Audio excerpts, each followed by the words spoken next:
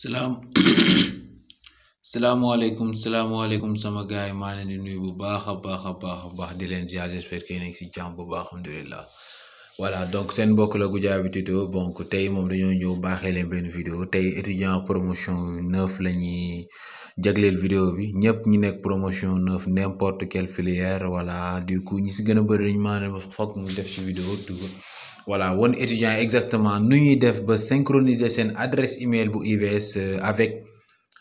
c'est téléphone et ainsi de suite quoi. Donc n'hésitez pas à vous abonner à cette vidéo parce que voilà du coup étudiant UVS là dinaa leen mën a jàppale si yeneen détails et ainsi de suite quoi.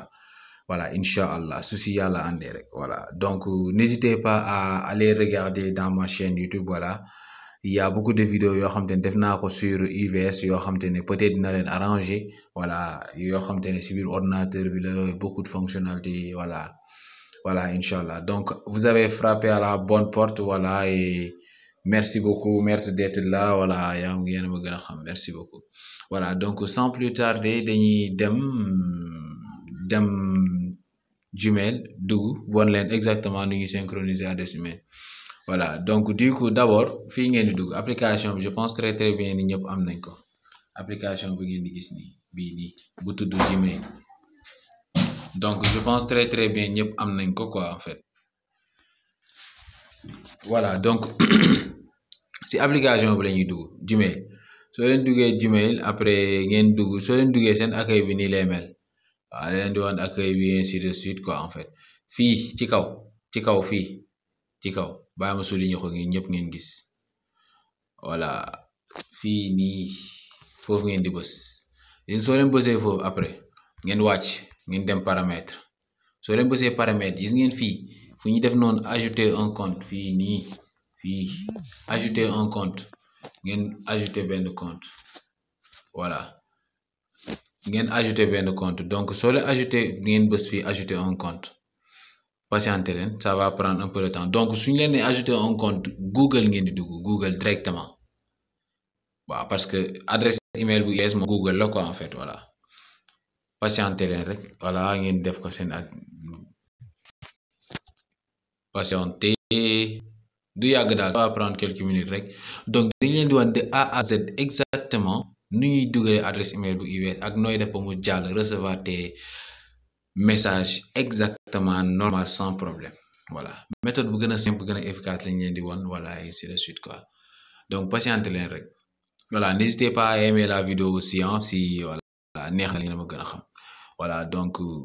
bàyyi ma dugal samay identifiant UVS voilà gis ngeen sama adresse email UVS dugal naa ko ma bës suivant su ma bësee suivant dañ may laaj mot de passe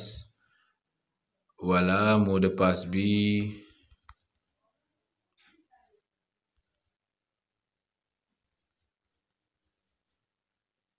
bës naa patienter la ngeen xool je pense que très bien war naa ñëw mot de passe incorrect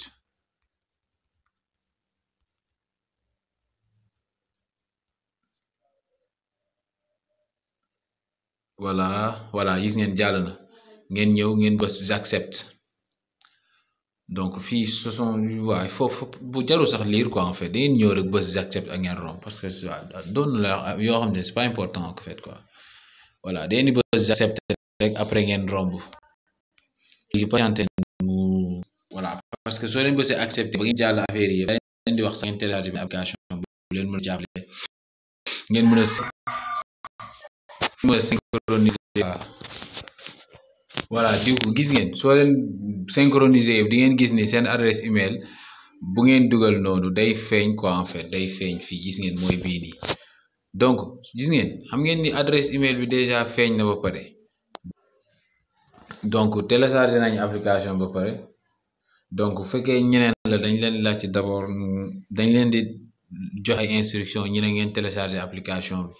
voilà donc man message boobu feeñul ci man donc du coup foog ma dem télécharger ko ñëwaat quoi en fait voilà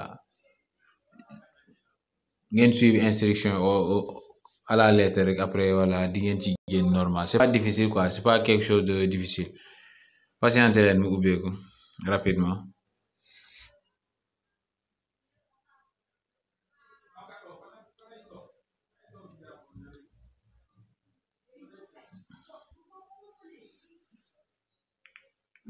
patienter leen un peu rek voilà léegi mu ubbeeku su ubbeekoo rek après ñu dugg ci biir quoi ñu war leen exactement nu ñuy utiliser application bi en tout cas c'est pas difficile hein. Je pense que doonu loo xamante ne métti na daal voilà gis ngeen application bi ñëw na donc moo ngi installé wu nànk installé wu na sax ba pare day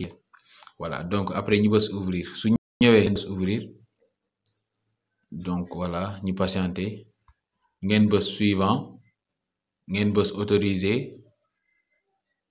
soo leen bësee autoriser ngeen ñëw ba fii ngeen xaar enregistrement en cours ngeen wàcc ba fii ngeen bës activer soo leen bësee activer ngeen bës appliquer donc étape yi moom jarul sax ngeen toog di yàggal seen bopp day indi kon moo leen ko waxee rek après ngeen jàll ko en fait doonu loo xam te ne dafa métti voilà du coup soo leen ko defee ni exact kon moo leen ko expliquer vous allez recevoir exactement sans souci les nu ñu koy sax tur bi waay voilà les messages de voilà de votre compte bu UBS quoi en fait voilà donc patiente leen rek activation en cours voilà day jël temps tuuti rek mais du yàgg ça va prendre trentaine de secondes ou 50 ou autre quoi voilà patienter voilà donc, en tout cas c'est pas difficile c'est pas difficile et n'hésitez pas à poser vos questions dans les commentaires voilà s'il y a des questions wala loo xam te ne leerul loo xam te ne expliqué nañ ko waaye leerul wala soit dafa am étape bu ñu tëb n'hésitez pas à nous voilà faire signe sur les commentaires voilà dans les commentaires voilà après on va y répondre quoi inchallah voilà et n'hésitez pas à partager cette vidéo avec vos amis voilà pour ngeen mën a jàppale ñu bëri quoi en fait parce que ñi si gën a bëri question bi voilà lii da leen poser cas quoi en fait voilà donc patienter leen xool activation en cours du yàgg de ça va prendre quelques minutes rek donc gis ngeen page bi la leen di woon quoi appareil géré par votre organisme ainsi de suite synchroniser soo leen bësee synchroniser vous allez voir que après da ngeen di génn dem vérifier seen email ndax adresse baa ngi foofu normalement soo leen defee étape yëpp kon moo leen ko expliquer di ngeen gis ni adresse bi day feeñ fële ci seen adresse email donc patienter leen tuuti synchroniser avec le serveur réussi à 20h42 voilà patienter un peu voilà donc baax na ngeen génn soo leen synchroniser après ngeen di génn delluwaat dugg seen adresse email soo leen duggee seen adresse email ngeen ñëw comme fu ma leen expliquer ngeen wàcc paramètre soo leen wàccee paramètre di ngeen gis ni seen adresse email bu UBS ñëw na gis ngeen ñëw na moo ngi ñëw na donc man sama bos ex woon na bu yàgg mais fekkee yéen seen bos bi léegi lay soog a ñëw soo leen defee étape yi yëpp ba pare donc après si vous voulez vous rassurer soo leen bëggee rassurer seen bopp ni yéen exactement méthode bi dox na da ngeen di ñëw fii tous les boîtes ngeen wàcc jël seen temps di xool forcément di ngeen gis benn message bu UBS donc ça dépendra de vous donc yéen waa P9 je ne sais pas ndax voilà mais fekkee ñun la ñoo xam te ne yàgg nañ UBS donc force da ngay gis message parce que quoi yàgg nañ la envoyé ay message donc gis ngeen message yu UBS yaa ngi benn ngoogu voilà benn ngi ainsi gis ngeen benn ngi voilà donc bëri na mais yii nii yii sont mes messages yoo xam te ne personnel la quoi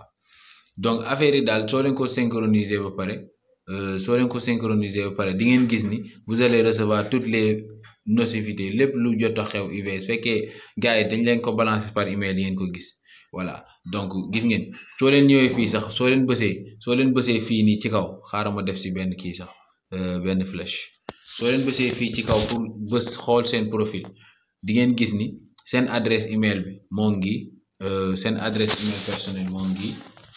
seen adresse email bu UBS moo ngi donc étape bi soo leen ko gisee fii rek xam ngeen ni c'est réussi vous avez réussi à faire voilà la synchronisation et autres quoi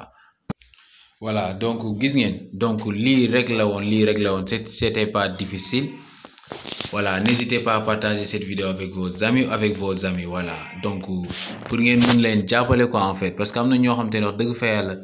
dañ leen di expliquer waaye dañuy comprendre quoi mais à travers cette vidéo soo leen comprendre rek voilà n'avez qu'à me faire signe sur les commentaires je serai disponible pour vous expliquer étape par étape inchallah donc merci beaucoup et à la prochaine.